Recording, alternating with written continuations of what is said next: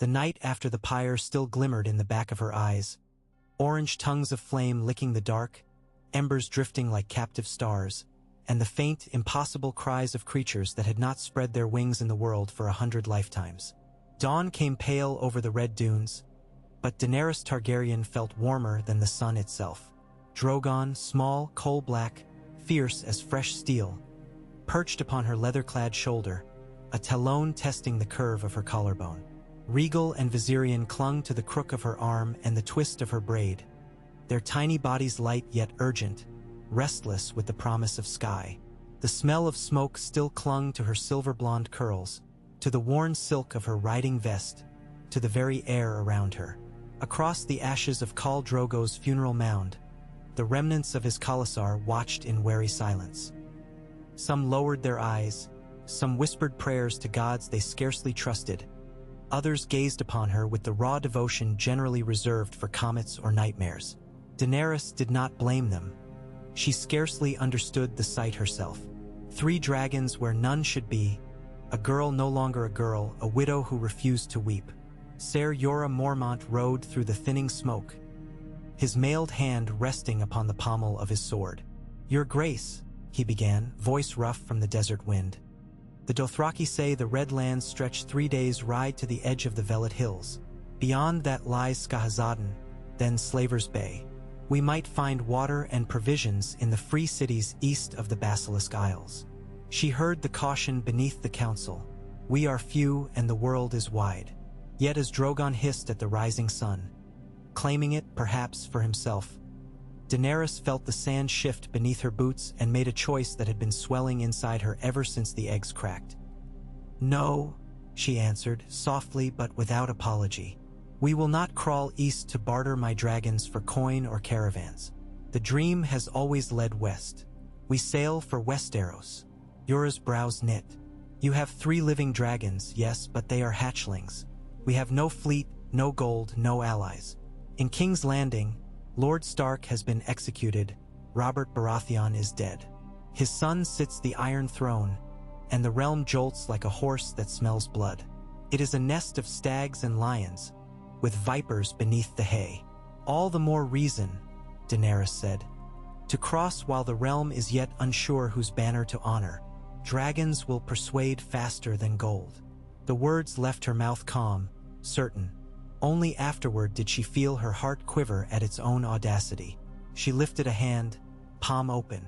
Drogon spread his wings, thin as parchment, yet already powerful, and beat them once. A swirl of ash leapt skyward. "We will need ships," she admitted.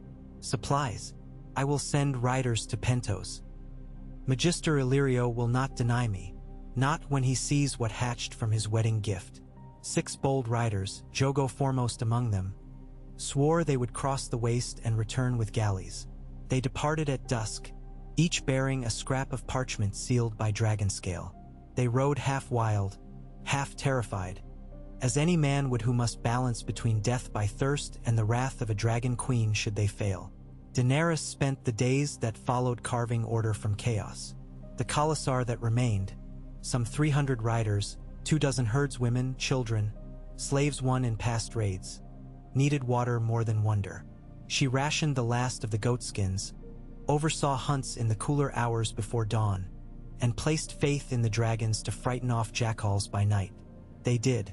When a thin, black-furred pack approached, Drogon glided from the embers like a shadow set ablaze, shrieking until the desert itself seemed to recoil. Rhaegal and Viserion clung to her sleeves, chirping hungry demands as often as human infants. She fed them slices of charred horsemeat. Their needle-sharp teeth left her palms blooded, but no cut stung half so fierce as the strange joy that filled her when their hot breaths brushed her skin. By the 14th sunrise, the riders returned, dust-caked, parched, but triumphant. Behind them stretched a column of Pentoshi caravans bearing kegs of water and crates of salted fish. At their center rode a plump, perfumed man astride a white palfrey, Illyrio Mopatus, rings blazing upon every finger. The Magister's eyes widened at the dragons, as bright and hungry as a miser counting coin in the dark. "Bright star of my heart," he crooned, dismounting with difficulty. "You shine more fiercely each time I behold you. And these?" He half reached, half retracted his jeweled hand toward Drogon, thought better of it, and bowed instead. "Wonders reborn. The world will tremble." Daenerys inclined her head just enough to acknowledge his flattery. "I require ships, Magister. Ships strong enough to cross the summer sea and swift enough to outrun pirates." Illyrio dabbed sweat from his brow. "And so you shall have them. 3 cog-rigged galleys await at Qohor's wharves. But for you I shall acquire better. 5 great carracks now anchored in pentos, each with 500 oars and ample holds for horses, grain, warriors. The captains will sail where coin commands." "What price?" Yora asked, hard-voiced, behind her shoulder. Illyrio's smile flickered toward the exile knight. "Merely a favor owed, Ser Bear. A dragon queen upon the Iron Throne remembers old friends." Daenerys did not smile, and she remembers those who would chain her, even with silken bonds. The Magister's jowls quivered, but he bowed again. "All bonds shall break before your fire, Khaleesi." She let the wind answer, hot and hissing across the dunes. The march to the coast took 21 days. Each night they camped beneath a sky so clear it might have been forged of black glass. Regal learned to glide in small circles above her tent, wings stirring the embers of cookfires. Viserion preferred to burrow beneath blankets, curling against her ribs with a kitten's purr. Drogon grew fastest, muscles thickening beneath scale, eyes twin furnaces that reflected every spark. Ser Yora trained the remaining riders, drilling spear formations adapted for the ship's cramped decks. The Dothraki cursed the thought of water that moved beneath their feet, yet they obeyed, drawn by the gleam in their Khaleesi's eyes and the dragons wheeling overhead. Daenerys studied Westerosi histories by camp lantern. The conquest of Aegon, the fall of Harrenhal, the oaths sworn at the Field of Fire. When she slept, she dreamed of black-winged shadows sweeping over a misty river mouth, of a red-walled city crowned by 1,000 candles, of iron bells tolling surrender. She dreamed of a throne forged to humble kings, and of her own reflection, pale and stern, lifting a sword whose name she did not yet know. One night, under a sliver moon, she and Yora spoke softly over maps inked onto doeskin. "Dragonstone lies east of King's Landing," he murmured, tapping the painted isle. "Seat of House Targaryen for 2 centuries. Stannis Baratheon garrisons there now. Dragonstone is mine by blood," she said, tracing the coastline with her fingertip. "If Stannis would wear my seat, let him parley or burn." Yora's throat worked. "He has men, cannon, black-tined scorpions, and he is proud. Yet perhaps he will bend the knee if we approach with care." "Care is a fine cloak," she admitted, "but I will not hide." She felt Drogon shift upon her shoulder, wings rustling. His hiss blended with the desert breeze, as though he, too, scorned the thought of refuge. At last the orange dunes yielded to muddy flats where reeds whispered beneath coastal gales. The smell of salt and rot mingled with horse sweat as they descended to the harbors of Pentos. There the 5 promised carracks berthed side by side, their hulls painted blue and gold, names in Valyrian script: Balerian's Gift, Sunfire's Wing, Sea Star, Queen's Promise, and Silver Sickness. Shipwrights reinforced dragon pens upon the aft decks, low latticed cages of bronze so the hatchlings might taste wind yet not tumble. Illyrio provided barrels of smoked eels, sacks of garlic and lentils, skinned goats for the beasts. More than that, he gifted silk banners, the 3-headed dragon of House Targaryen in black upon crimson field. On the morning they set sail, Daenerys stood upon the forecastle. Her Khalasar, now sailors of necessity, labored at oars, wielding rhythms taught by Pentoshi deckmasters. Regal rode the prow, chirping each time the bow cut a foam-crowned wave. Viserion crouched atop the mizzenmast, tail flicking gold in sunlight. Drogon circled, widening arcs as if measuring the sea's breadth for conquest. Wind filled the square sails. The harbor slipped astern. Daenerys tasted spray upon her lips and felt Westeros lean toward her like a half-remembered melody. Yora joined her, braced against the rail. "You look very much a dragon." "I feel," she answered, "like fire that has slept beneath the earth and woken to find the world grown cold." He nodded as though he understood. They sailed south of the Stepstones to avoid Lyseni corsairs, hugging currents kings called treacherous. Storms stalked them. One near smashed sea star against a hidden reef, but Drogon's screams above the mastheads unnerved the helmsmen until they fought free.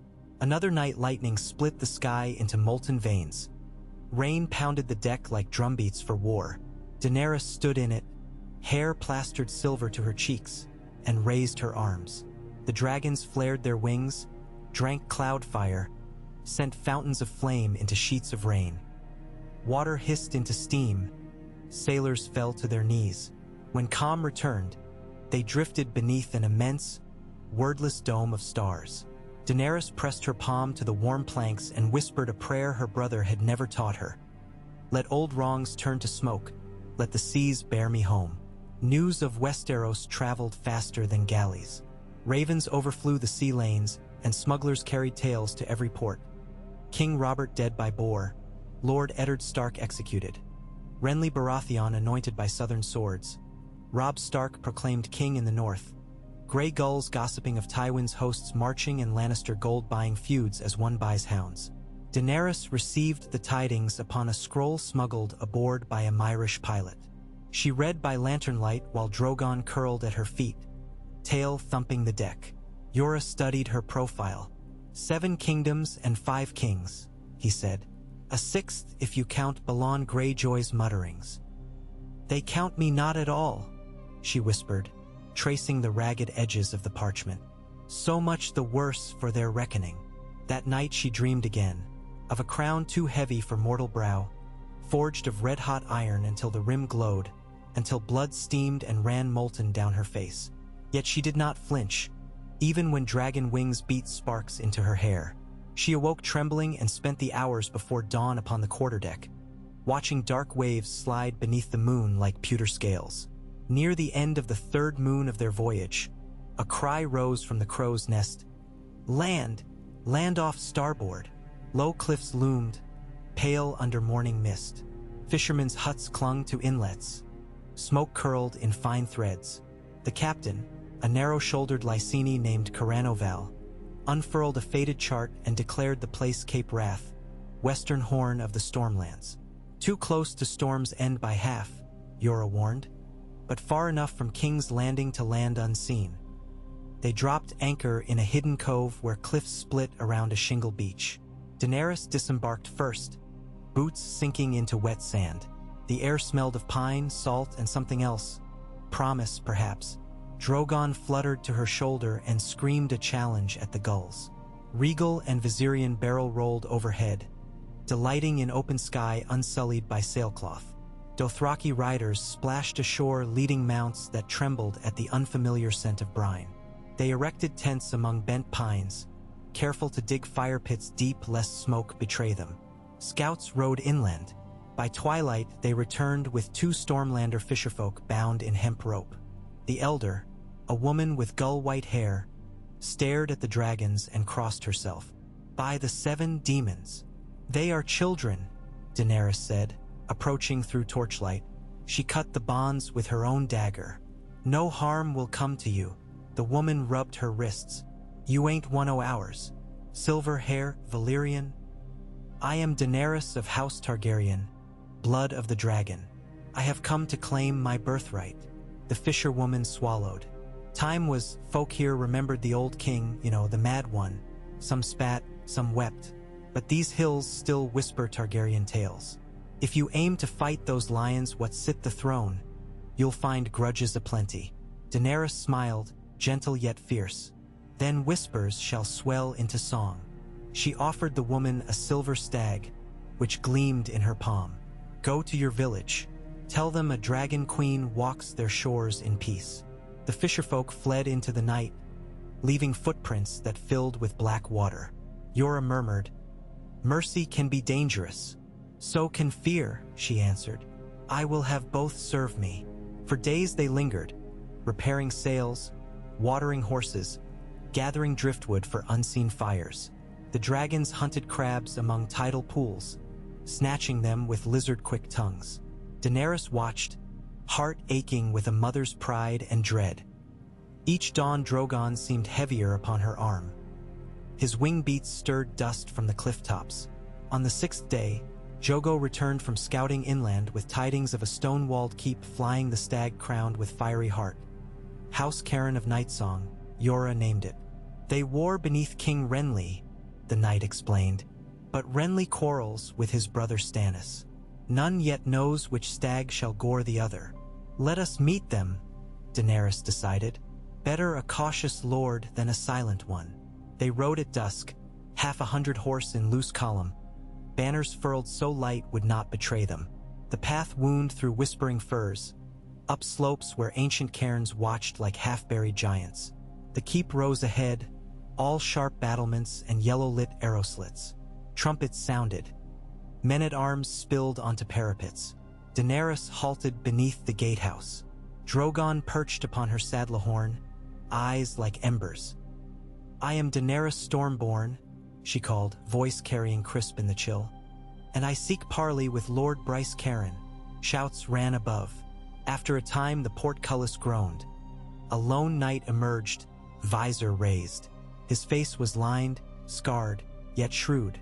He reined in 10 paces away, studying the dragon as one might study the keening edge of a sword. "Parley requires peace bond," he proclaimed. Daenerys guided Drogon to her shoulder. He gripped her pauldron, smoke trickling from nostrils. "Offer your word," she said, "and you shall have mine." The knight swallowed. "Ser Roland Storm, Castellan of Nightsong, I give you safe conduct while you tread these lands." "I accept." She nudged her mare forward. Ser Roland rode beside, silent save for the rattle of chain. Within the courtyard, men ceased sharpening spears to gape. Women clutched children away from the little dragons swooping above. The great hall smelled of boar stew.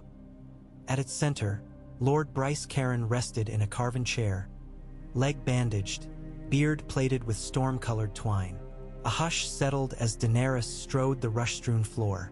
"Your lordship," she began, inclining her head. "I come not as conqueror of your walls, but as heir to the 7 kingdoms. Stark wars with Lannister. Renly and Stannis quarrel.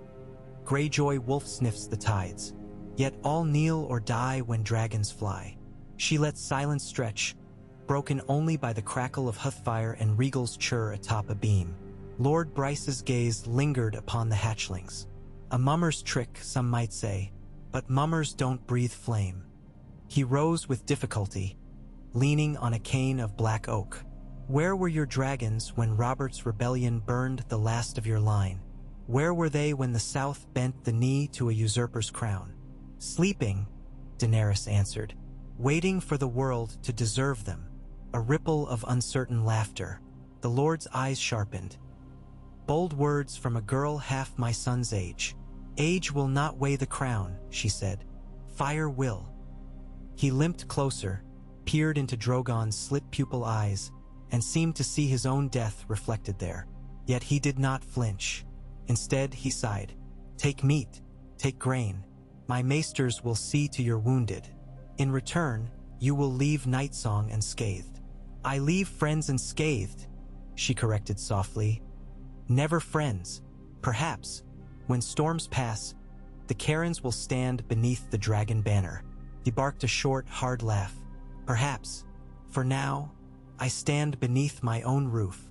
She left him there, wondering which wind might carry his allegiance. The cove camp bustled with new supplies. Fisherfolk began to whisper prayers in High Valyrian. Some hauled fresh-caught cod to the fires, offering tribute for protection. Daenerys accepted graciously and paid twice their worth in silver. Word spread. Soon small folk from 3 villages crept through the pines, seeking glimpse of the dragons, bringing goats, cabbages, elderberry wine. Each departed with coin and the memory of gentle eyes beneath a silver crown of braids. Yora watched it all. "You buy affection dearly." "I invest," she said. "When I call banners, the small folk will answer." At sunset, a raven arrived from Nightsong, Lord Bryce's seal broken by haste. Renly marches north to Bitterbridge, it read, while Stannis gathers fleet at Storm's End. Choose your foe with care, Dragon Queen. Daenerys folded the parchment. Neither stag is my foe. The lion wears my throne. She looked east, where Dragonstone's silhouette lurked beyond horizon. Her blood quickened. We sail at dawn. The passage up Shipbreaker Bay proved perilous. Jagged shoals lurked beneath frothing crests, and winds roared off Dragonstone's smoking vents. Yet the carracks pressed on, sails reefed, oars straining. On the second day, dark towers pierced mist off the starboard bow. The ancient castle carved from volcanic rock, shaped into dragons and gargoyles by mages long dead. Torches flickered along the sea wall. Bells rang.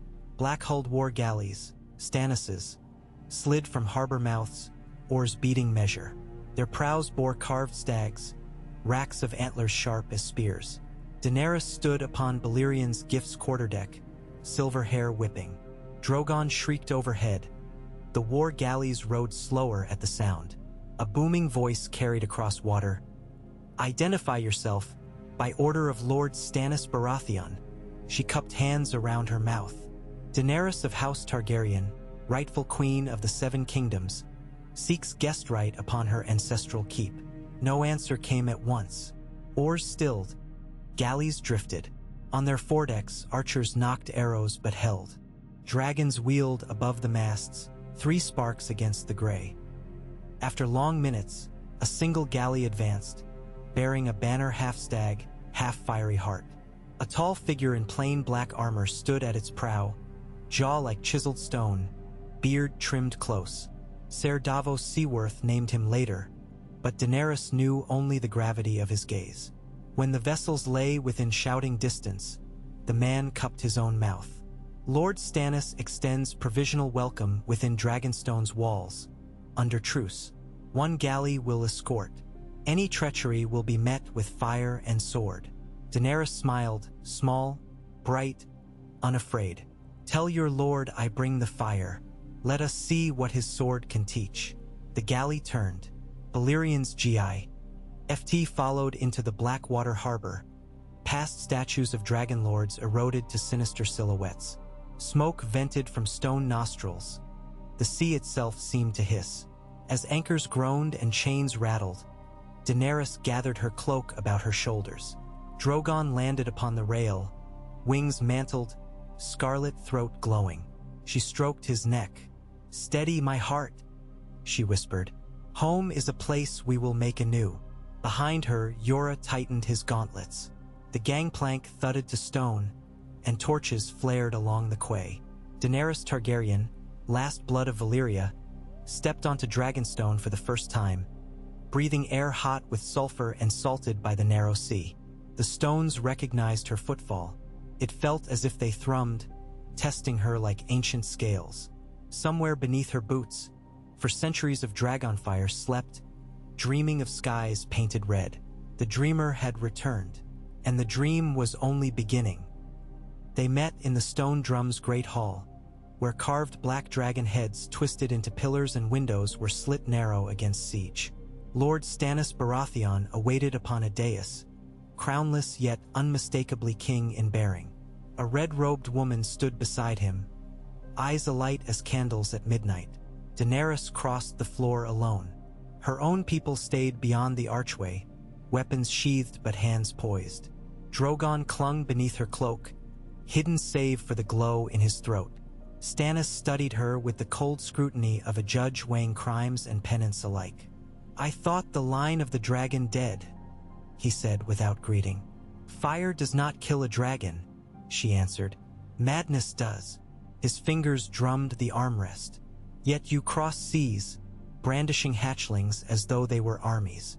Why should I not seize you here and bend your beasts to my cause? Because they bend to none but me. Because the realm bleeds, and you cannot staunch it alone. And because I have offered peace before war." The red woman stepped forward, shadows swirling in her scarlet sleeves. "She burns with light, your grace." The flames whispered of a queen in motley earth, a pale mare, a dragon reborn. her accent coiled like smoke around the words. I see her now, blazing. Stannis's mouth tightened. Melisandre speaks much of flames. I prefer steel. Daenerys lifted her chin. Then let steel meet fire fairly. I claim Dragonstone by blood. Yield it, and we may yet share enemies. Lannister, Greyjoy, the darkness creeping beyond the wall. Deny me, and this keep will learn again how dragonfire sounds within its vaults. A hush filled the hall. Somewhere far above, wind howled through basalt gargoyles. Stannis rose, cloak sweeping. You brandish threats where you ought to plead, girl. I plead with no one, she said. I only promise. Their gazes locked, ice to flame. Seconds crawled like wounded men. Then, at the threshold, Drogon thrust his head free of the cloak, eyes blazing twin furnaces. A thin plume of flame licked past Daenerys' ear, striking a brazier whose coals erupted. Shadows spun blood-red across arched stone. Men shouted. Spears leveled. Melisandre's breath seemed to catch in some ecstatic gasp, but Stannis held up a steel gauntlet hand, palm outward, and silence crashed back like a storm-broken wave. So be it, he said at last, voice low. You shall have apartments in the Sea Dragon Tower while we converse more. Dragonstone has witnessed stranger guests. Daenerys inclined her head a fraction. Her pulse thundered, but her smile did not waver. Then let Dragonstone witness history. She turned, cloak swirling, and led Drogon from the hall. Behind her, she felt Stannis' gaze. Not yet friend nor foe, but something sharpened by grudging respect. Outside, night had swallowed the courtyard, broken only by torches and Rhaegal's green shimmer where he glided above the ramparts. Viserion perched atop the weather vane, white wings luminous in starlight. Yora fell into step. A narrow path, your grace, between alliance and war. All paths to thrones are narrow, she said, else every beggar would sit upon one. She paused beneath a basalt arch. The dragon statue overhead leered down, stone fangs bared, eyes hollow. But in its shadow, Daenerys felt no smaller than it. We have crossed the world, she whispered, more to herself than to him. We have breathed desert, salt, and storm. Now the game begins. Drogon's tail curled about her wrist like a living bracelet of night and flame. She stroked his scales, sensing the future coiled tight within his wings. Westeros would feel those wings soon enough, felt them already in whispers and restless dreams. For the realm that had forgotten dragons was waking too, and it would learn whether to kneel or burn. The air inside the Sea Dragon Tower tasted of soot, brine, and old secrets. From her bedchamber window, Daenerys watched waves batter the basalt cliffs below, each surge exploding into luminous white before seeping back, defeated yet tireless. In the courtyard, torches hissed beneath constant drizzle, and somewhere in the labyrinth of halls a forge hammer rang, measured, relentless, like a distant heartbeat. Dragonstone felt alive in ways Pentos never had. Every stone seemed to murmur a name she almost remembered. Every passage breathed sulfur and prophecy. She had been on the Isle 5 days. In that span, the dragons had doubled their hunting range. Rhaegal delighted in plunging after seabirds, rising with gull feathers drifting from jade-green jaws. Viserion preferred the furnace-hot vents along the northern ridge, where steam plumed skyward in ghostly columns. Drogon ruled the battlements, black wings sweeping low enough that sentries ducked beneath their shields. Their growth was not merely length and girth. Heat radiated from their bodies now, a sullen ember that warmed cold corridors as they passed.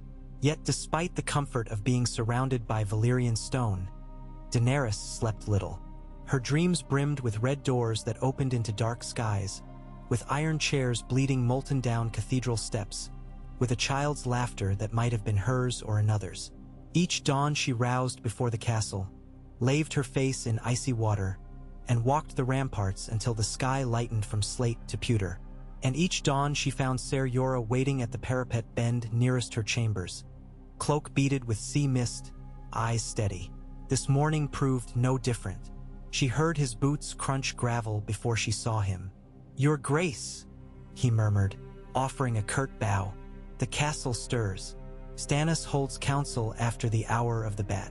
He invites you. Invites? She echoed, amused, drawing her cloak tighter against the wind. A courteous tyrant. A cautious one. Lord Stannis weighs every grain of risk before he shifts his stance. He will not relent easily. Daenerys leaned on the crenel, scanning the lower bailey. Scaffolds flanked the smithy where black-clad armorers hammered bright sparks from dull iron. Stag standards fluttered, but alongside them now hung crimson banners braided with black dragons. Days earlier she had ordered them raised without fanfare, small tokens, yet she sensed tides shifting in quiet eddies. "I do not want him to relent," she said at last. "Only to see reason." Yora's breath fogged the air. Reason is flint for him. Hard, cold, likely to strike sparks. Then let us see what sparks light. She pushed from the wall and strode toward the spiral stair. The council gathered within the painted chamber, where walls bore faded frescoes of Targaryen conquest. Aegon astride Balerion, Visenya with dark sister raised, Rhaenys beckoning allies beneath the winged shadow of Meraxes. Smoke from pitch torches curled like living brushstrokes, lending the ghosts new life. Stannis Baratheon occupied the high-backed chair at table's end, his jaw locked in perpetual grimace. Beside him knelt the red priestess Melisandre, hands folded. Davos Seaworth stood a pace behind, simple cloak draped over broad shoulders, eyes wary yet curious upon Daenerys. Lord Celtigar, Valerion, and Bar Emmon flanked the opposite curve of the long oak board, their tongues no doubt sharp with questions. Daenerys entered without herald. Drogon rode her shoulder, wings half-mantled beneath the room's low lintel. Regal and Viserion prowled behind like exotically scaled hounds, talons clicking on flagstone. A hush fell so complete the torches seemed to pop louder. Stannis spoke first. "You asked for counsel, Queen Daenerys. Here is counsel." She inclined her head. "I thank you for your welcome." He gestured to an empty chair fashioned of red-veined marble. "Sit then. Speak plainly." She remained standing. "Plain words, yes. I claim Dragonstone by right of blood. Your occupation is a matter of convenience for you, not birth. Yet I do not come to strip you of refuge. Rather, I propose alliance." Lord Gunser Sunglass scowled. "Alliance? Our king serves the Lord of Light's chosen purpose, not dynastic fancy. Chosen purposes shift like banners in a storm. Look to the realm. Boy kings, would-be kings, northern kings, gray kings of driftwood. The people starve while castles change banners weekly. Unite with me, and dragons will end their squabbles." Valerion snorted. "Hatchlings end nothing. They scarcely set a hayrick aflame." Daenerys lifted an arm. Drogon leapt from her shoulder, seized a brass candelabrum at midair, and exhaled a cone of searing orange. Wax and metal liquefied in a heartbeat, spattering embers onto the rushes. Gasps rang. Lord Bar Emmon lurched backward, chair tipping. Drogon dropped the molten stub and wheeled to land again on Daenerys' forearm, talons smoking but skin unburnt. "They burn well enough," she said softly. Stannis rose. The flames cast hollows in his cheeks. "Parlor tricks. King's Landing sits behind walls 15 feet thick, its gates bound with bronze. The Iron Throne will not yield to a display. Then let us test more than display." She stepped closer to the table, voice even. "I command 3 dragons. The largest may yet fit beneath your archways. Yes, but their flame is hotter than forges." King Heron's black towers melted into rivers of stone under Balerion's breath, and Harrenhal's walls dwarfed those of the Red Keep. "Give me soldiers to seize the city gates. My children will do the rest." A murmur rippled among the lords. Melisandre's red eyes glimmered.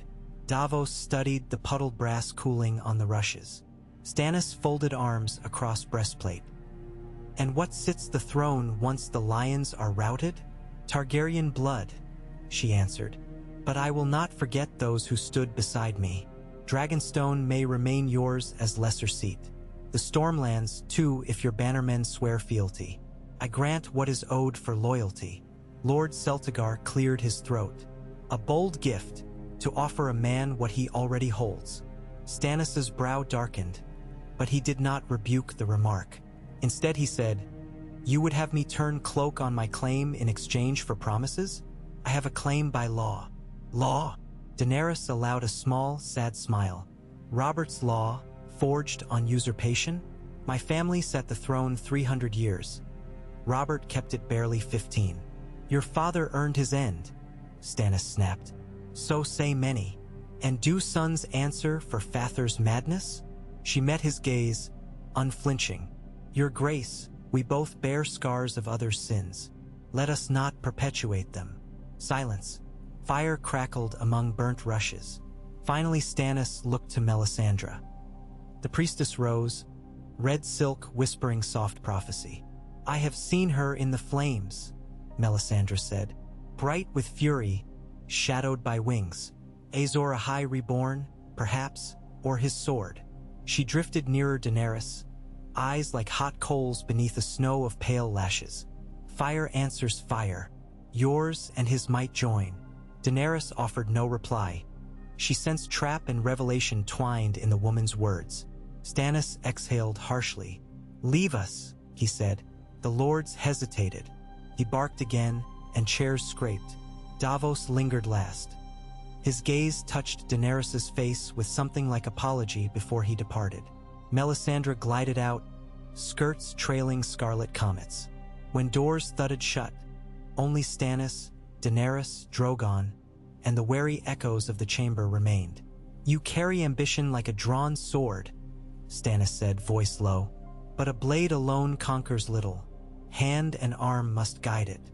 If I bend the knee, men will call me Oathbreaker. Yet if I stand alone, the realm fractures." "Then do neither," she suggested. "Stand beside."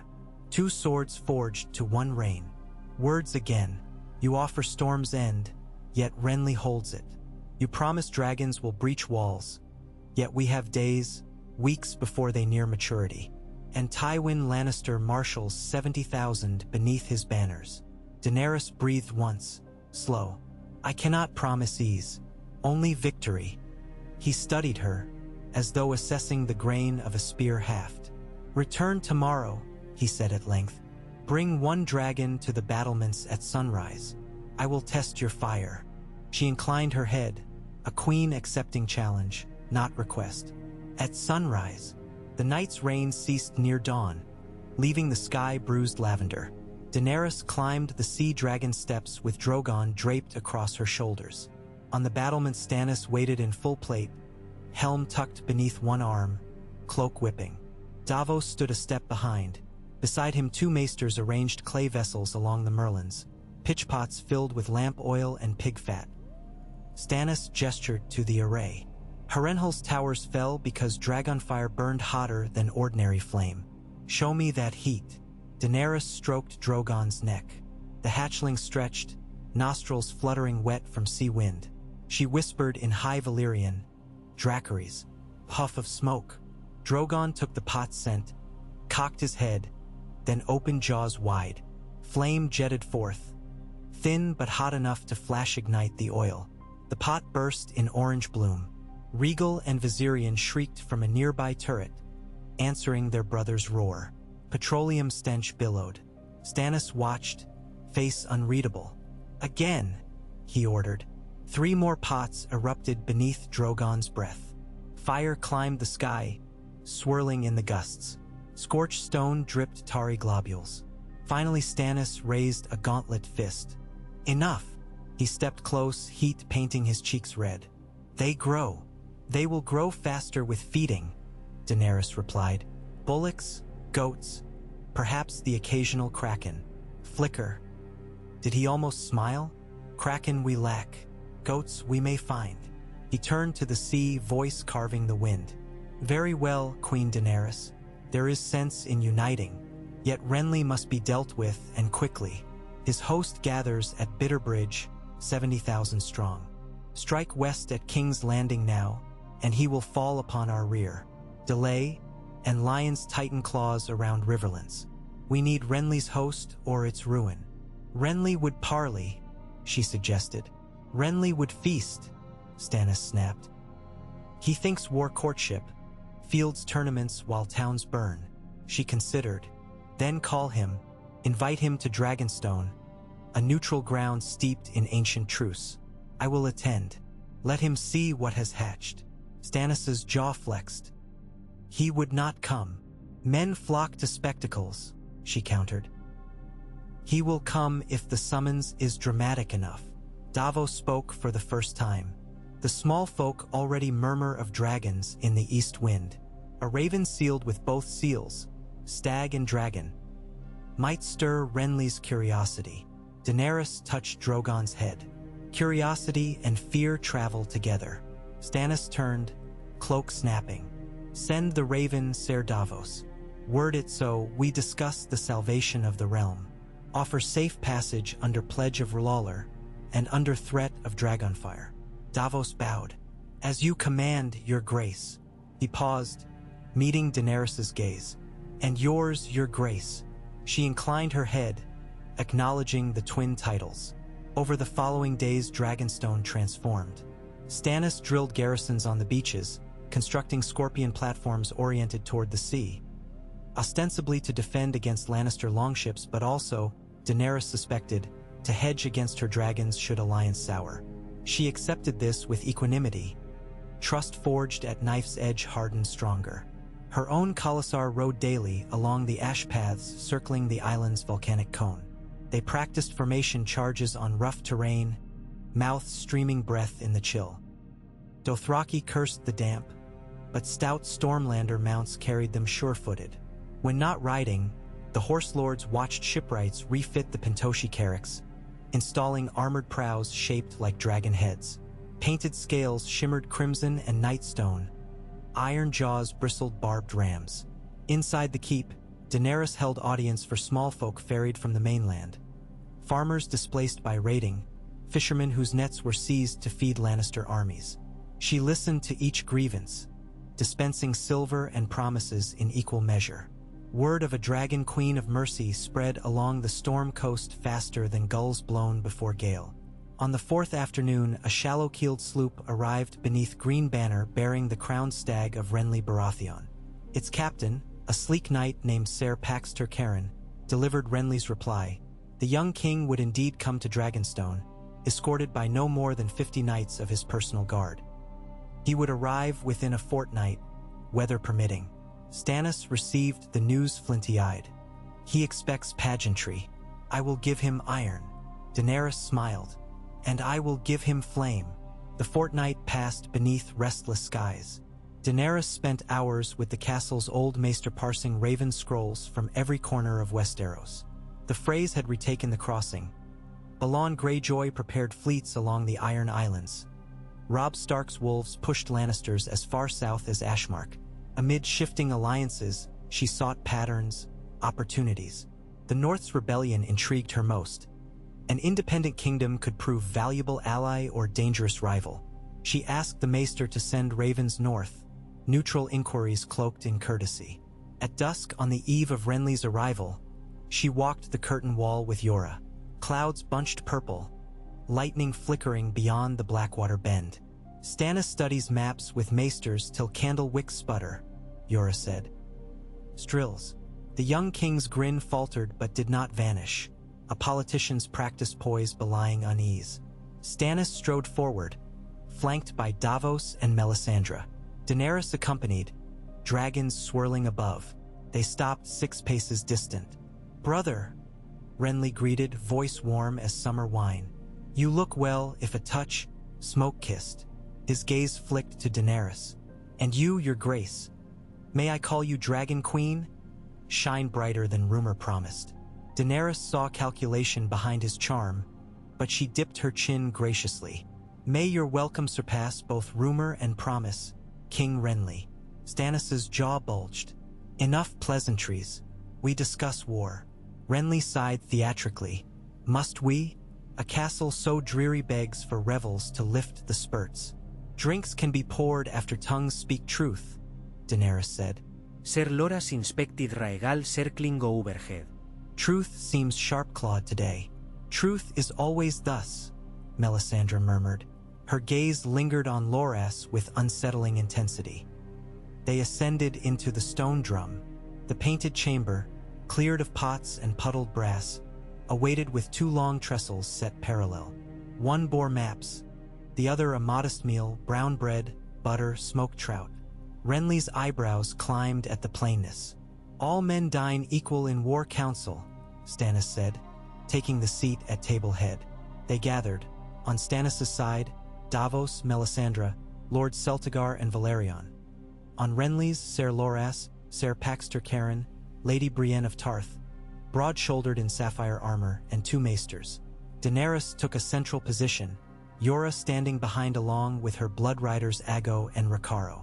Stannis began. The Lion holds the capital with fewer than 20,000 men. Tywin marches from Harrenhal to join, but is harried by Stark outriders. If we strike within a moon's turn, we breach walls before Lannister hosts unite. Renly tore a crust of bread, dipped it languidly in honey. Lovely notion. Except my 3 times 20,000 presently camp near Bitterbridge, awaiting transport. Ferries across Blackwater rush slow deployment. Then march by King's Road, Stannis snapped.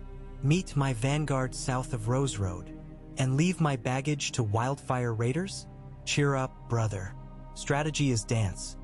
Timing, grace, partners. Renly offered Daenerys a wink. She steepled fingers. Perhaps we speak first of partners. Dragons and spears. My children wield sky. Your armies hold ground. Combined swiftly, we overwhelm the Red Keep before siege can starve small folk. Loras sipped watered wine. Sky or no, 3 fledgling drakes cannot torch stone battlements entire. Not yet, she allowed. But they grow weakly. Their fire already melts iron bolts. Renly's smile broadened. And their mother's fire, I wager, melts sterner things. Suppose we join banners. What crown emerges? A trinity? The realm scarcely stomached 1 king, let alone 3. 2, Stannis corrected. I will cede to none but rightful blood. Daenerys met his stare. And I will cede to none but Dragonsong. Tension thickened. Only the crackle of torches and soft hoof-taps of Drogon, as he prowled the rafter, wings brushing beams, filled the hush.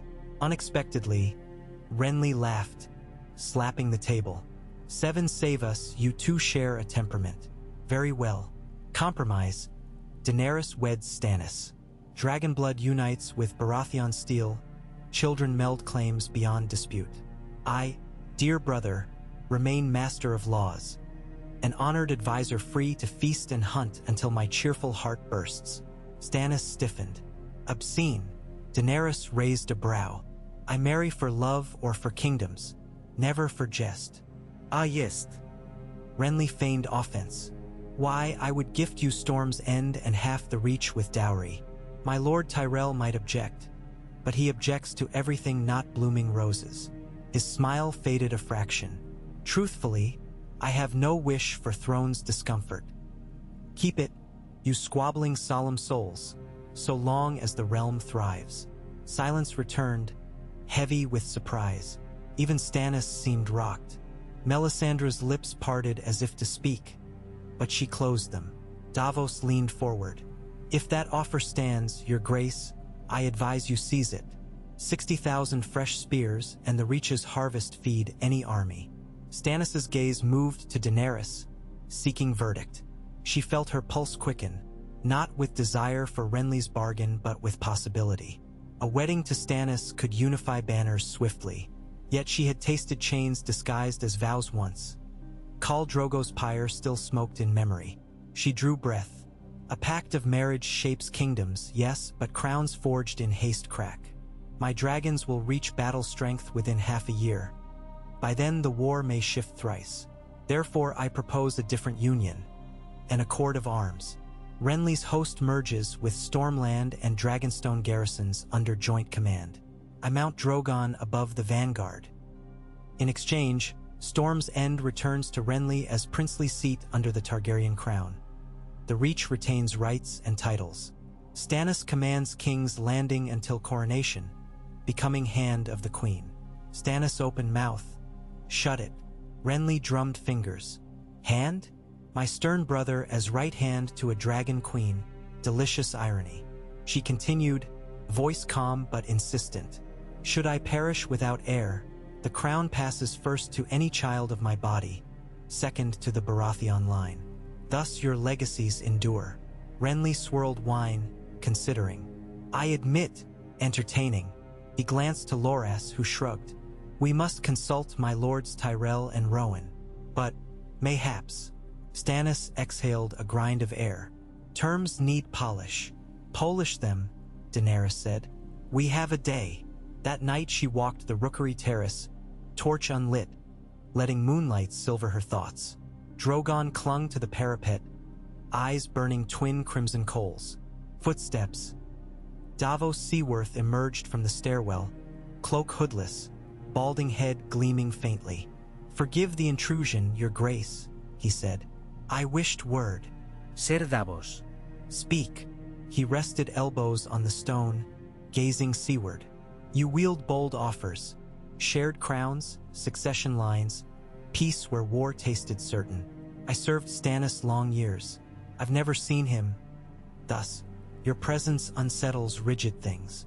Change unsettles stone, she said. Sometimes it cracks to reveal gems.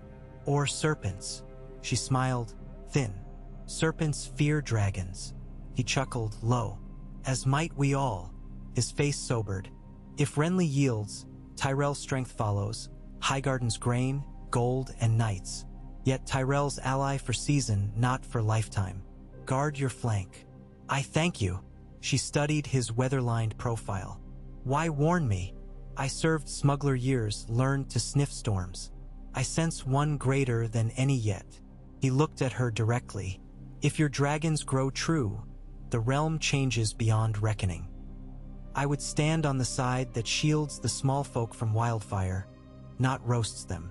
She touched his forearm, light. Your honesty honors you. Below, waves smashed rock in rhythmic thunder.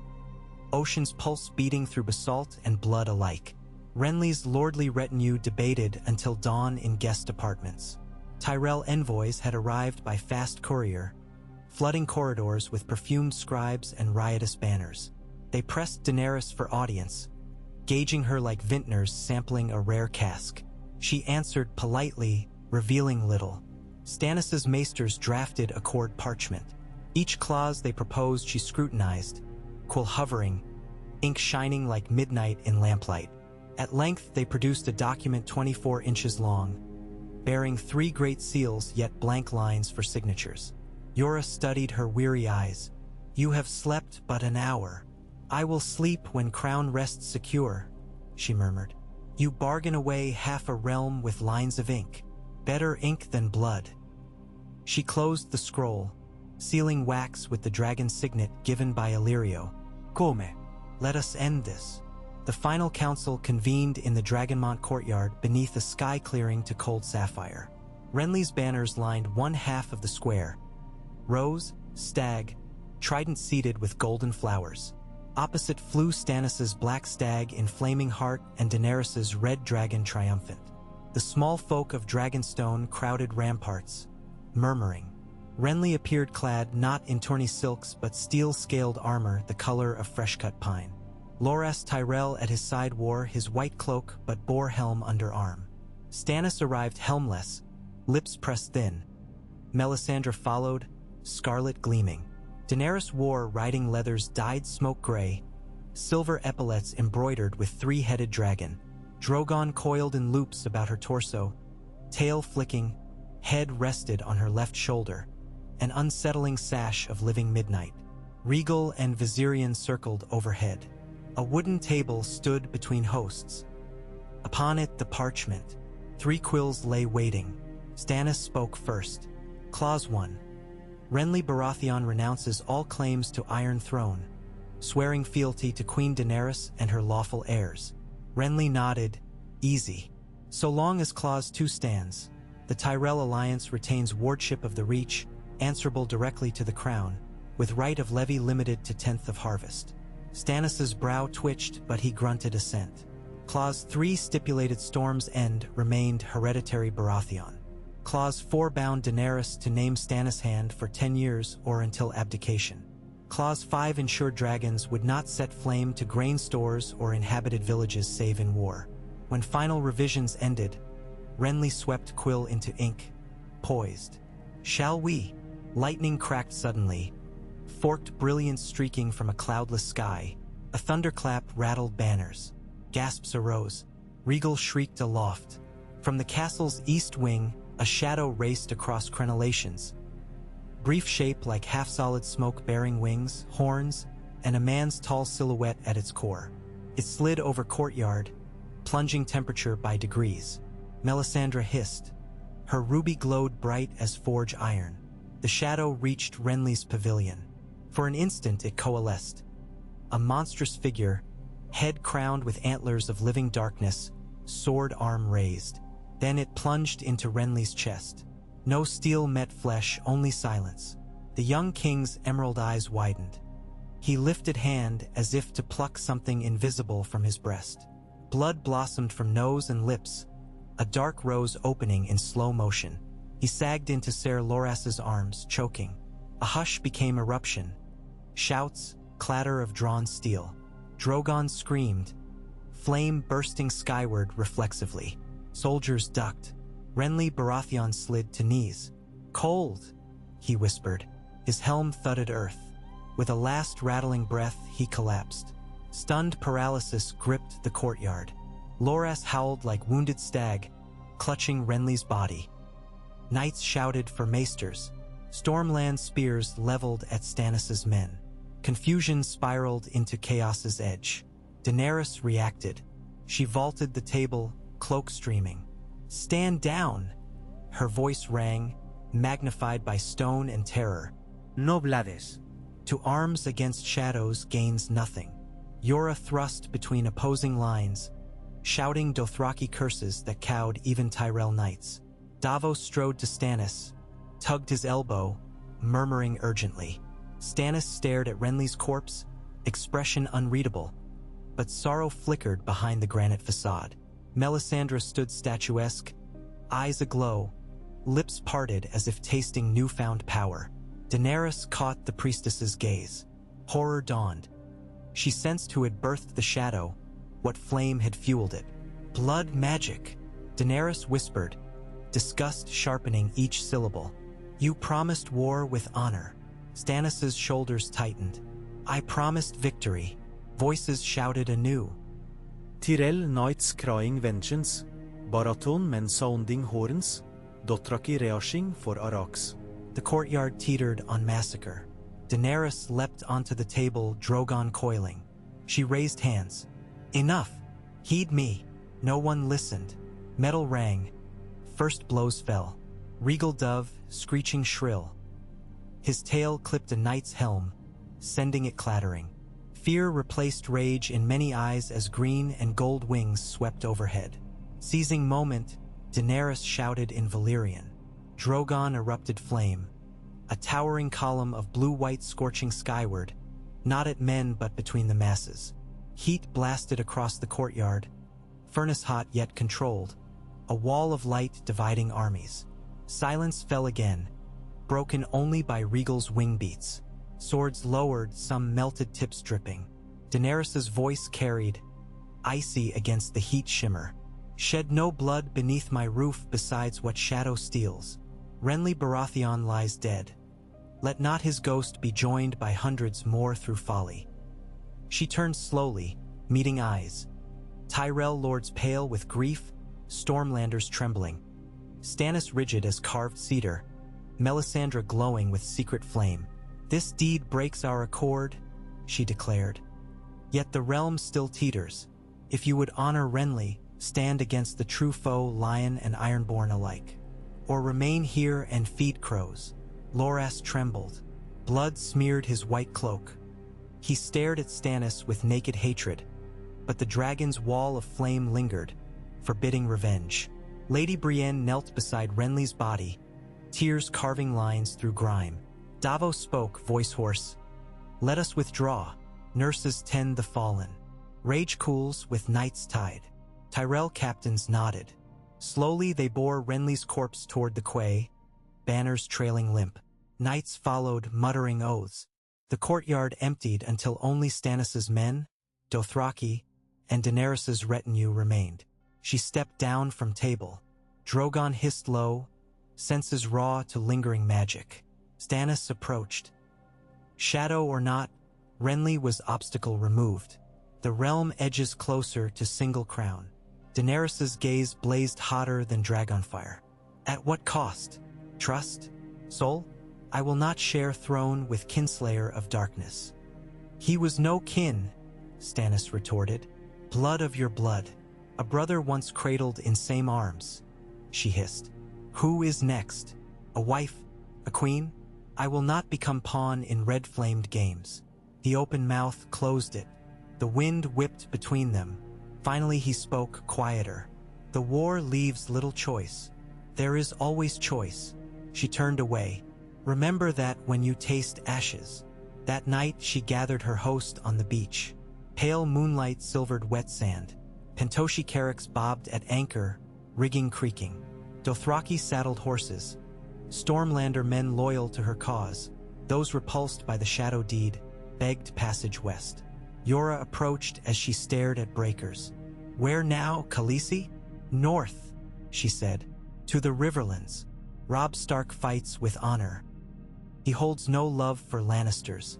Dragons may find wolves kindred.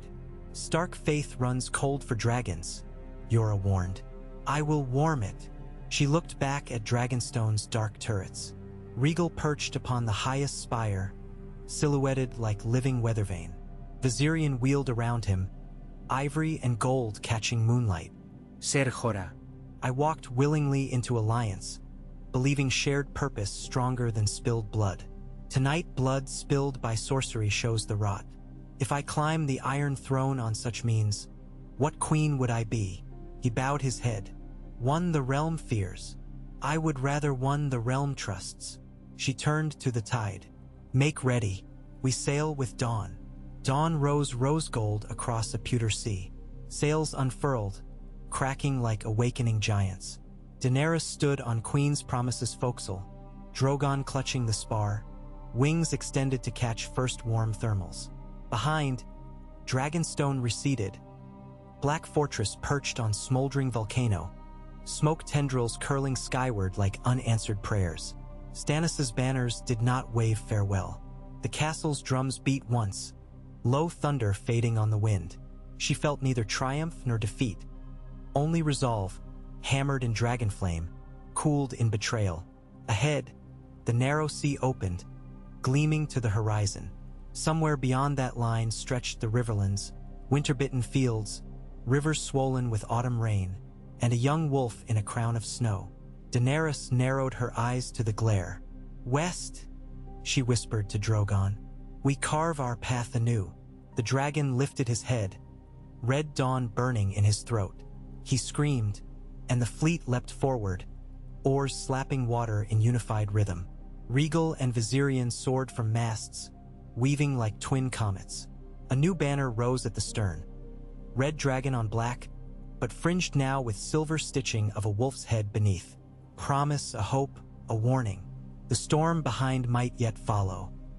But fire rode west on iron-shod oars, and the world would soon feel its heat. The wind over the narrow sea tasted older than any she had breathed before. Cold, brackish, sharp with broken promises. It worried the rigging like a pack of thin wolves, whistling through every knot and splice, snapping its sails the color of dry blood. Beneath the deck of Queen's Promise timbers groaned with each swell, and somewhere in the hold a cask beat a soft, hollow tattoo against its neighbor, like a heart left to drift untethered in the dark. Daenerys stood at the prow whenever the watch bells told the change, cloaked in sable quilted with silver thread, hood thrown back so the salt could weave fresh ropes through her pale hair. Drogon rode the figurehead itself, claws buried in painted oak, wings partially unfurled to claim the wind. Regal and Viserion preferred the yardarms, one emerald, the other ivory gold, gliding from mast to mast with an ease that taunted every sailor clinging white-knuckled to ratlins. their shadows chased across the foam like 3 quick strokes of an ink-dark quill, signing a treaty the sea had never agreed to honor. 5 days out from Dragonstone, the fleet struck the first storm. A wall of bruised cloud that rose from nowhere, fused sky to water in a curtain of silver knives. The Pentoshi captains shrieked prayers to gods they hadn't worshipped since infancy, while Dothraki grooms lashed fretful horses inside straw-lined stalls. Waves stepped higher until even the Carrack's iron-shod prows kicked skyward, then slammed down into troughs with a violence that rattled teeth and courage alike. Lightning cracked, skeleton thin, and for a heartbeat every deck glowed white as bone. In that stark flash, Daenerys saw Drogon climbing into blackness, wings straining against invisible chains, a comet of living night racing the storm's own fire. She did not call him back. The hatchlings needed sky and peril as much as milk and meat. Each danger stretched them into what they must become. When the worst of the gale finally spent itself, leaving the sea foaming like a freshly laved wound, she descended among the sailors, cloaked, still dripping, boots slick with brine. Men bowed too deeply, women averted eyes, and not one dared meet the steady red embers of Drogon's gaze as he landed upon the capstan, steam curling from scales where the rain hissed and died. She thanked the helmsman in the common tongue, then again in lilting Pentoshi, for holding true to course. The man tried to answer, but only tears slid through the salt on his cheeks. Gratitude, or terror, or both. Yora found her afterward in the makeshift chart room, a corner of the stern castle where candles fought damp wind. He studied the water-stained vellum laid flat before her, a half-finished map of the eastern riverlands, inked by the castle's maester but yet unfamiliar to any exile knight once sworn to Bear Island. Thin lines marked tributaries feeding the Tumblestone. Clusters of runes denoted granaries, villages, ruins burned in the first shock of war. Riverrun sits 2 days inland by horse from salt pans, he said, tapping with gauntlet finger. If your dragons fly ahead, they can s. Coot Tywin's outriders long before we risk his pikemen on the road. Scouting. She tasted the word and found it bitter. They are children. Yet even as she spoke, Drogon pressed his head beneath her palm, demanding the comfort he rarely sought now that his wings could bear him beyond the reach of coaxing. She scratched the ridged bone above his eye. Heat pulsed through her glove like a coal nestled beneath deerskin. Children become soldiers, Yora said. Swords become crowns in this land. And crowns become iron cages, she countered. She rolled the parchment, set it into a leather tube. We will not ride at Tywin's teeth May 1st. We seek the young wolf. The knight's mouth curved, neither smile nor grimace. The Starks distrust Southron fire, even fire wearing a silver crown. Yet they trust honor, and I still have that. On the 8th morning, seabirds wheeled low. Kittiwake and Skua, Petrel and Gannet, each circled tighter until the horizon betrayed a pale strip of sand where tide runnels gleamed like quicksilver veins. The charts named it the mouth of the Trident, but the small folk they met bathing nets in tidal pools called it Maiden's Washington. They stared at the dragons with equal parts wonder and dread, but when Daenerys asked the price of fresh water and a boatman's guide along the river, they answered swiftly and without guile. One old woman would take no coin at all, only knelt to press both palms against the back of Daenerys's left hand and whisper that the gods had returned on black wings. The touch lingered like a benediction or a brand. She was never certain which. They left the Carracks moored behind a sandbar guarded by 4 Dothraki outrider companies and 36 Stormlander archers sworn now to the Dragon Queen rather than the memory of Renly. A skeleton crew remained to defend the horses and supplies while the heart of the host transferred onto shallow draft river galleys procured from smuggler coves. The crafts sat low and wide, decked only in woven rush mats, oarlocks greased with lard to mute the night's strokes. Regal and Viserion soared above while Drogon ranged farther east, hunting fat-bellied salmon in glacial pools, returning each dusk with silver scales glimmering between obsidian fangs. The Trident forked into 3 veins. Red Fork in the west, Green Fork sweeping north through bandit country, Blue Fork curling east toward abandoned castles. They chose the green, bending around the ruins of Derry Keep where smoke still smoldered from a Lannister raid conducted weeks earlier. Charred beams jutted like broken fingers. Crows hopped among them, gorging on sins too recent to be stories yet. Daenerys ordered the barges slowed, let the silence speak its accusation, and promised the dead that flames would answer flames soon enough. Scouts returned nightly with tidings. Lannister outriders had been sighted near the village of Maidenpool, but snowmelt turned the fords to mud, delaying any crossing. Robb Stark's main army lingered south of Riverrun, treating wounded and waiting for word from Edmure Tully, who skirmished north along the Red Fork to sever Tywin's supply lines. Every message confirmed what Daenerys already felt coiling in her ribs. The realm balanced on a blade's edge, and she had chosen the precise moment before gravity made the decision for all. On the 12th afternoon, riverbanks widened into floodplain where willows dipped tattered curtains into the slow green water. Horses snorted as hooves slithered up the mucky embankment. Aggo plucked a reed, chewed its pale core, and pointed with the stalk. Tracks. Many. Not lion. He crouched, pressed broad hand to an indentation filled with clear seepage. Wolf. Yora nodded. Close, then. They disembarked in silence, forming double column along a game trail that wound toward a distant treeline. Daenerys rode a gray gelding captured from Stannis' own stables. Drogon perched upon a padded yoke strapped across the saddle pommel, tail wrapped about her waist as though he feared separation more than unknown woods. In truth, she drew courage from each coil. The dragons might be young, but their presence made every shadow shrink. Near sunset, the riders topped a low rise and saw banners snapping in a valley bowl ringed by berry bramble. Gray direwolf on white field, direwolf crowned with sword, direwolf stitched in black on blue. Variations signifying houses sworn to Winterfell, gathered here like cubs around their king. Ringfort ditches etched the slope, fresh-hewn stakes bristled along the perimeter, and beyond them rows of tents stood orderly as granite teeth. Cook smoke curled above 1,000 fires. The smell of stewed mutton drifted across the dusk like an invitation. Horn calls pierced the air in staggered sequence. Alarm, then uncertain awe. A patrol of outriders thundered to intercept. Their leader, an auburn-bearded man with the look of northern frost in his eyes, reigned a dapple gray beside Daenerys' mount. Chainmail clinked beneath wolf-pelt mantle as he appraised the dragons, nostrils flaring. "I am Lord Karstark," he announced, voice carrying over the hush of her retinue. "Who rides unannounced upon King Robb's encampment?" Daenerys eased Drogon's claws from the saddle pommel and nudged her gelding forward. Daenerys of House Targaryen, rightful queen of the Seven Kingdoms, and guest by peace bond. I bear counsel and no blade. Behind her, Yora lifted a token banner. A strip of crimson silk bearing half a direwolf worked in silver thread beneath the Targaryen sigil.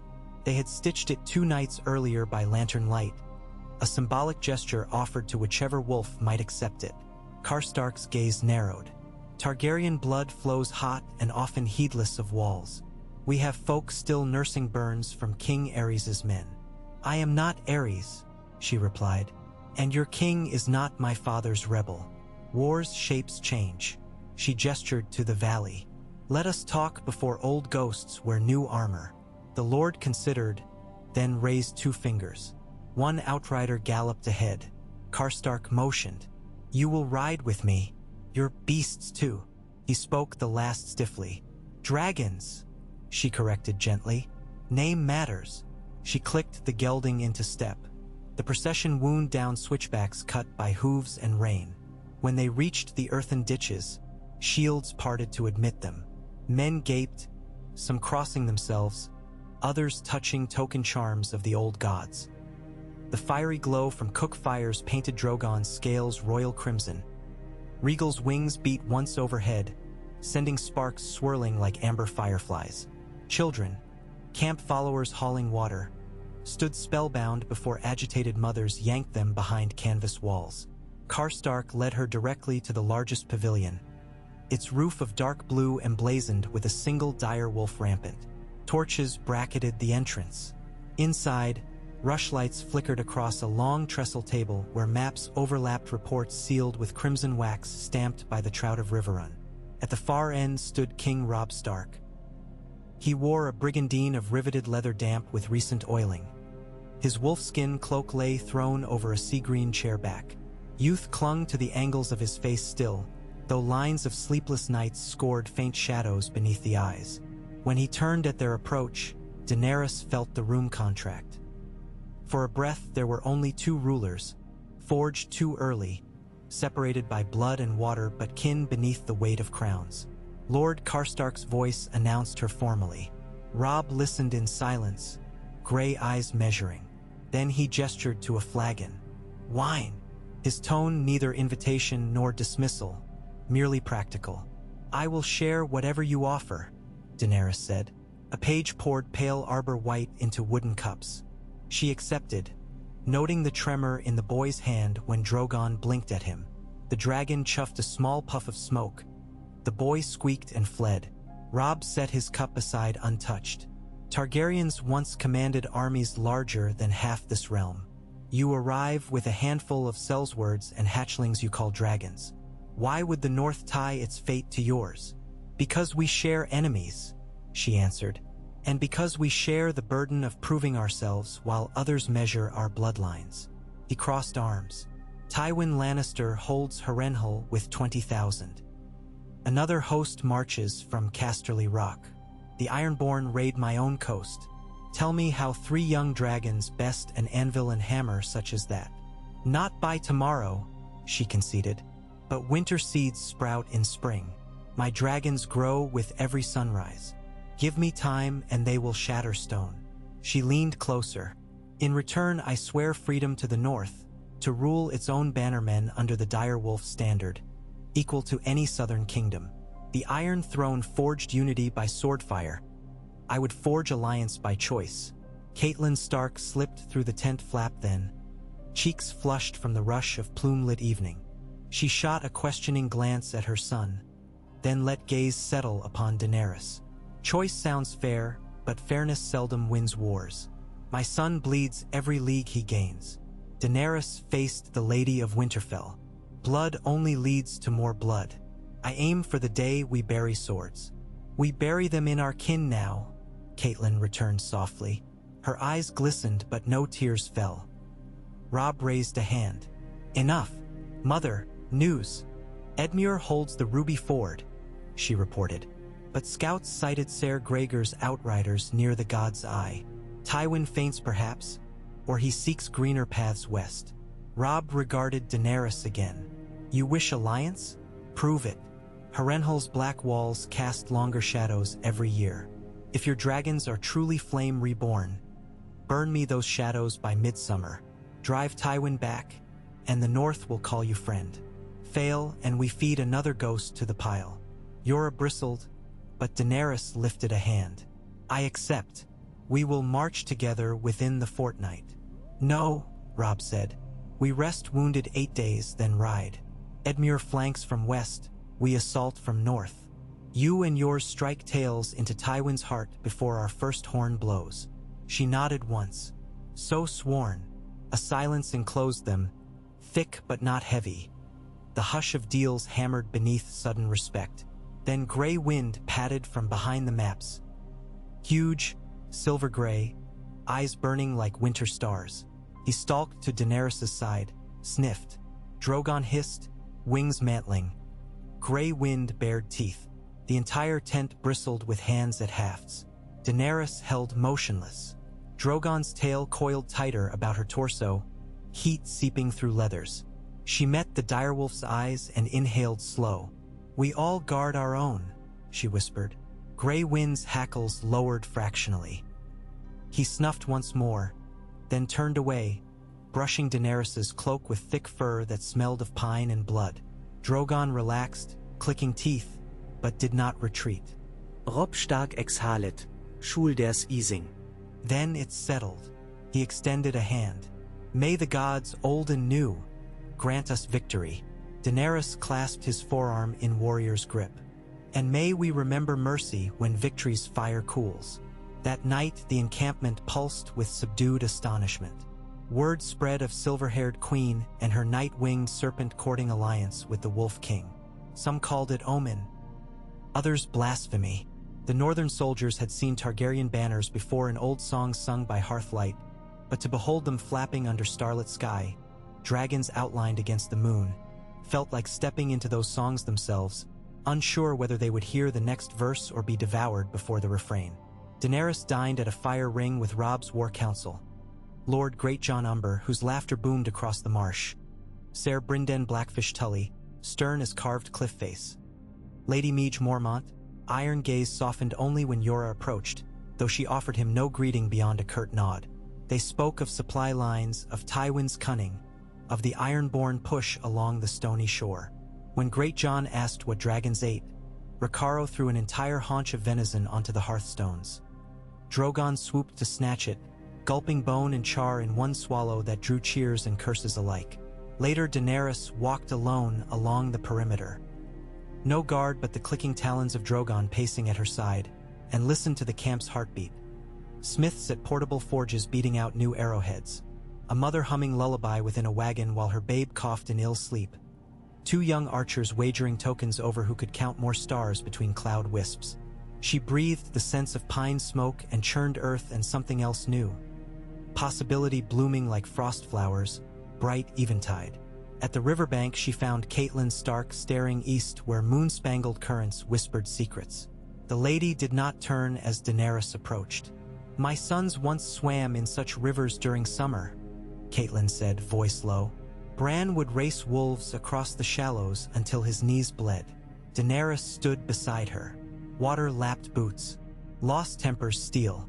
But steel is not meant to be constant sorrow. "I fear it never ceases," Catelyn replied. "But the edge can be turned to shield." She faced Daenerys. "Protect my son. If your dragons truly mean what you promise, aim them at the Lannisters alone." Daenerys touched her own chest above the quick drum of heart. "Fire obeys the hand that guides it. I will guide mine true." Catelyn searched her eyes, then inclined head. She left footprints glimmering under moonlight as she returned across dew-silvered grass. 8 days bled like wine into thirsty sand. Northmen mended hauberks. Dothraki tested new horse stock. Dragons stretched wings across dawn and dusk. Regal warmed forges with flickers of emerald flame. Viserion taught gutter-born children to shriek in delighted terror as he spiraled overhead. Drogon hunted stag calf by moonlight, dragging the carcass to Daenerys' tent flap like offering. She thanked him with gentle strokes, but inside she trembled. Each fresh kill swelled his shoulder muscles, thickened neck ridges, brightened furnace eyes. Soon he would no longer fit within tents or aboard river galleys. Soon the sky would be his tent alone. On the morning of departure, horns sang through mist like bronze geese, long and deep. 30,000 men formed ranks. Gray wool cloaks caught dawn light, spear points winked. Frost smoke rose from every nostril, equine and human alike. Daenerys rode at the van, Robb at her right, Yora at her left. Gray wind loped before the column. Drogon soared above, followed by his brothers, wings beating thunder from the air. The host marched first to Oldstones, ruined keep on hill overlooking the Trident. Blackfish Tully scouted the south banks while Meage Mormont's spearwives harried Lannister scouts to keep Tywin blind. From Oldstones they cut west across autumn-browned fields where hay bales smoldered from raids past, leaving ash trails in swirling vortices behind the hindmost carts. Small folk peered from half-collapsed barns. When they saw dragonfire banners interwoven with direwolves, some fell to knees, others raised fists, and a few wept openly. They had dreamt of dragons in childhood stories, monsters or saviors depending on grandmother's temperament, but never believed they would witness wings blotting midday sun. Tywin Lannister felt their coming long before horns cried war.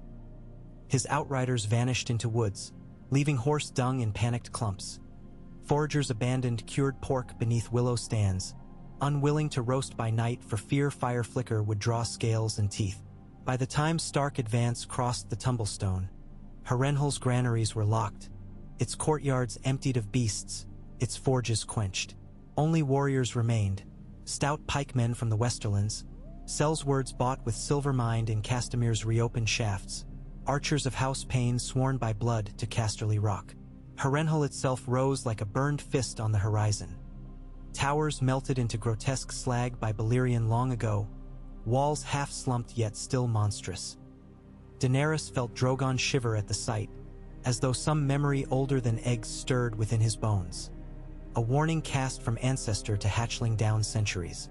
Rhaegal and Viserion circled higher, suspicious of the stagnant, mist-hugging charred stone. Robb Stark reined his courser beside her. Last time dragons came to this castle, fire did the work of armies, he said, and left cursed stone that sings in nightmares, she murmured. Then let us give Tywin cause to dream the same. Tents pitched beyond Scorpion Range. Supply wagons circled like wagons of old Associ steppe. Trenches dug. Ravens loosed north to Riverrun and south to Edmure's screens. All through that day and into night men hammered stakes, strung crossbow lines, mixed pitch for cauldrons. Daenerys walked the siege line, cloak swirling in torchlight. Where fear flickered she pressed calm.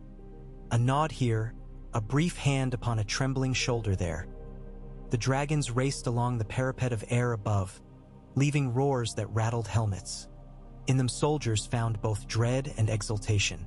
2 hours after night's blackest hour, word came that Tywin's outriders massed north of God's Eye, perhaps seeking crossing at Stonehenge to flank the camp.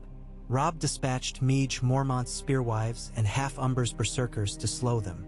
Meanwhile Jorah approached Daenerys outside her pavilion, helm held beneath arm. Tywin will not remain caged, he said. He'll ride dawn attack to break siege before lines cement. We strike first, she decided. At first light, dragons on wing. Infantry shield wall to breach gate while stone still smolders. Jorah hesitated. Harrenhal's curtain is thick. Even Balerion needed hours. Then Drogon will burn hours to minutes. The night swallowed but nodded. Dawn rose blood-red beneath lowering cloud. Ravens circled Harrenhal's twisted towers, cawing as if gossiping ruin for breakfast. Daenerys climbed the ridge, armor of blackened leather buckled over mail, vambraces etched with Valyrian glyphs. Wind plucked braids into silver pennants. She knelt, whispering in Valyrian to each dragon. Rhaegal, my swift fury. Fly the southern parapet. Harry the rampart archers. Viserion, bright blade, scorch the stable yards. Let no mount carry news. And Drogon, she breathed, pressing forehead to his smoky crown of horns. My heart, my tempest, break their gates. Drogon shrieked, jaws widening to show furnace throat. She felt heat wash face, smelled brimstone. Then wings beat thunder. The dragons rose as one, silhouettes clawing red sky, tails lashing contrails of ember. Stark drams Tandat. Horns brayed. Infantry advanced, shields overlapped, spearheads angled upward like a harvested field of iron. Behind them Great John roared curses so loud ravens fled. Crossbowmen marched, bearing quarrels tipped with clay vials of lamp oil. Dragons approached the walls first. 3 shadows slipping across molten dawn. Arrows arced upward, but wind currents sheared them aside, and most flamed out when they brushed eddies of superheated air trailing each dragon's wake. Regal dove upon the southern parapet. Green gold flame split stone, sloughing it like rind stripped from fruit. Men screamed, shapes briefly lit like charcoal sketches before collapsing as skeletons that crumbled to ash. Viserion banked wide, then folded wings and plunged into Harrenhal's central courtyard where supply wagons crammed tight. His roar echoed every vault. Flame blossomed from nostrils in swirling cone, igniting pitch barrels. Explosions rippled outward, setting stable roofs ablaze. Horses shrieked, their cries cut short by collapse of thatched rafters. Drogon soared higher than his siblings, black wings bisecting the sun. For a heartbeat, he hovered above Kingspire Tower, then folded into a stoop that whistled louder than ballista bolt. He hit the main gate like judgment, talons tearing crenels, jaws ablaze. Iron portcullis heated, glowed, sagged. Oak doors behind blackened, blistered, burst into gouts of oily smoke. There he perched, beating wings sending cyclones of spark and cinder tunneling through gatehouse interior. Lannister defenders boiled from murder holes only to tumble screaming into melted slag pooling at their boots. Stark's shield wall surged. Rams thrust against warped remains. Within minutes, the gate bent inward, hammered by momentum of northern fury. Gray wind slipped through first, jaws clamping on the throat of a helmless man. Robb followed astride his courser, sword raised. Arrow fire from surviving battlements slackened, archers too busy fleeing newly kindled inferno. Daenerys rode with Yora at spearhead's tip. She crossed the threshold of blackened oak still dripping tarry resin, heat swirling about like desert noon. Drogon wheeled above her, triumphant roar scattering embers. Inside the fortress chaos reigned. Lannister pike formations splintered under cavalry wedge. Mormont spearwives darted through smoke to hamstring footmen. Great John, laughing like mad thunder, hacked with a cleaver taller than most men. Fire 8 grain bins. Towers cracked as support beams charred. Molten lead dripped from arrow slits, spattering stone in sizzling constellations. At the far end of the inner yard, Tywin's crimson banner still hung, stubborn as bloodclot, stark lion rampant over golden field.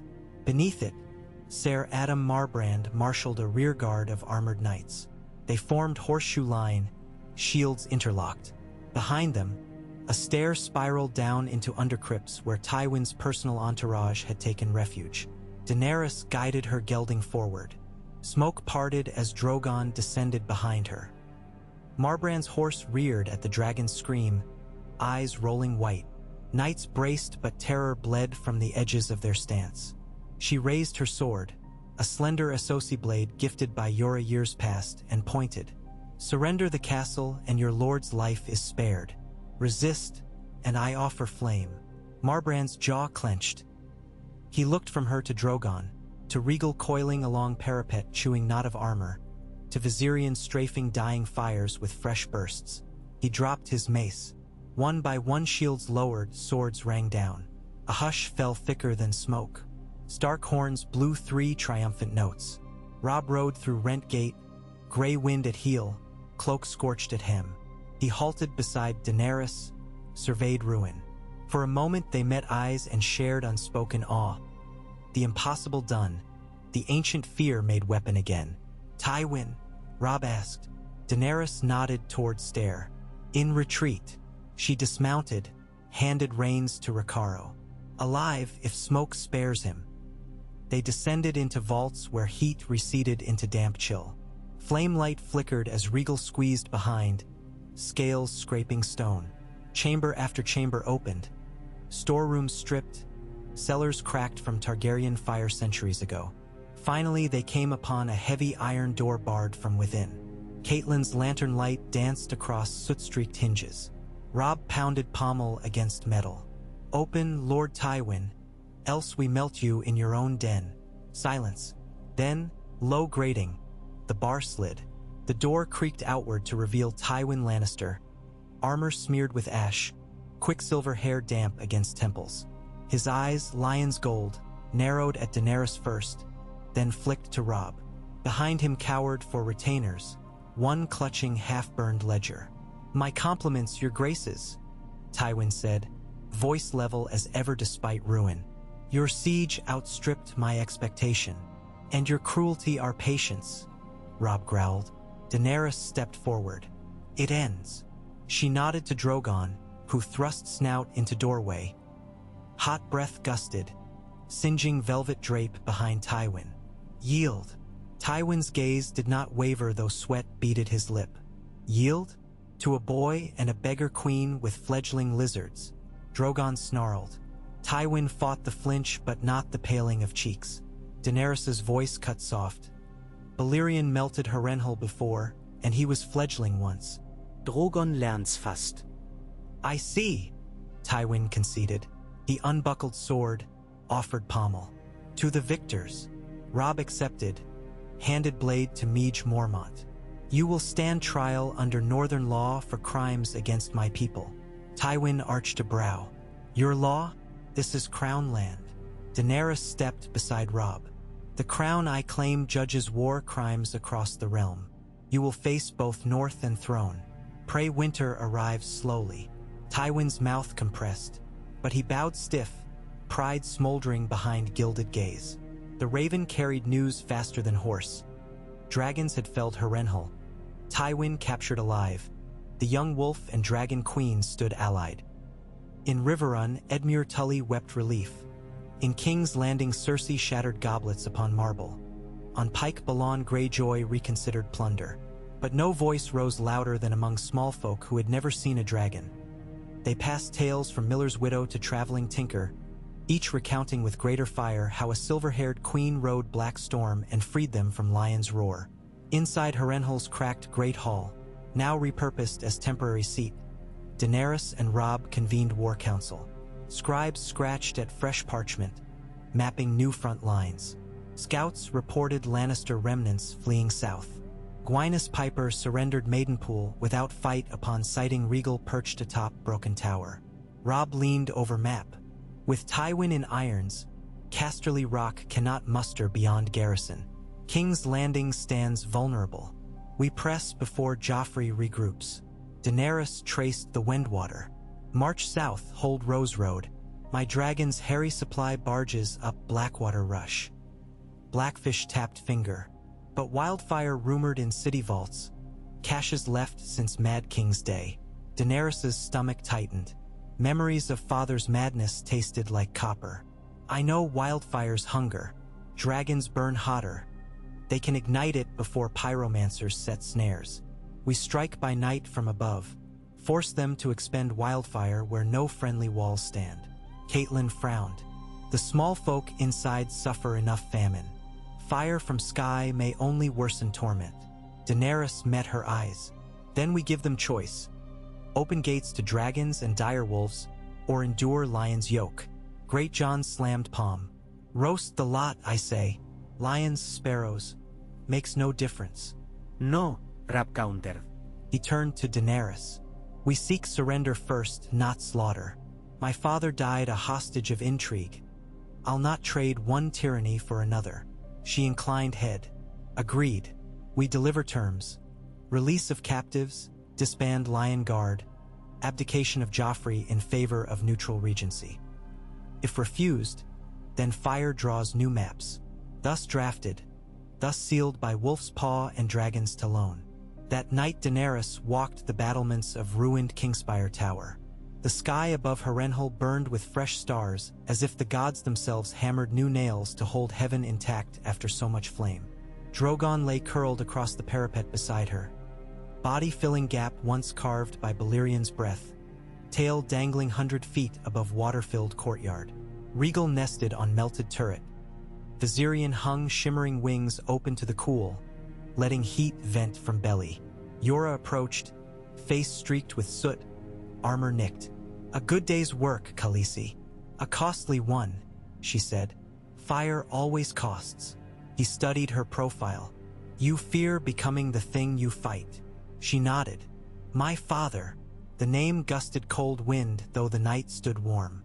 Each flame I cast, I hear his laughter. Yora placed gauntlet on stone. He burned without reason. You burn toward purpose. The line is thin as spider silk. She turned to him. If I cross, I will remind you who you are, he said simply. Dragon does not devour its own heart. She offered small smile. Then keep watch while the fires rage. Lightning flickered far south, silent from distance. A summer storm forging itself beyond Blackwater Bay perhaps, or something more ominous. She wondered if Stannis watched same sky from Dragonstone, if his red which saw shapes in cloud and gloom. She wondered if the Iron Throne trembled beneath a boy king's manic pulse, if wildfire danced restlessly in vaulted jars. Her path coiled like Drogon's tail, unpredictable, mighty when straightened. Yet for tonight she felt weightless, no longer exile, no longer alone. Dire wolves prowled by her side. Dragons filled the sky, and at last, for first time since red dunes of the Dothraki Sea, hope seemed less mirage than horizon. She laid hand on Drogon's cooling scales. The dragon opened one crimson eye, unblinking, patient. In its reflection she saw torchlight, starshine, and her own silhouette crowned by nothing more than wind-tangled hair. Yet that was crown enough for now. Tomorrow they would march again, weaving blood and flame into tapestry of kingdoms. Tomorrow the world might burn or bloom. Tonight, it rested on the ramparts of ruin, beneath wings wide enough to shadow fate itself. And somewhere beyond the hush, as if rising from ashes still warm, a song began, low at first, half remembered, yet swelling along the valley where rivers tangled. A song of ice and fire, carried by lips of soldiers who once feared Dragonflame, but now believed it the herald of dawn.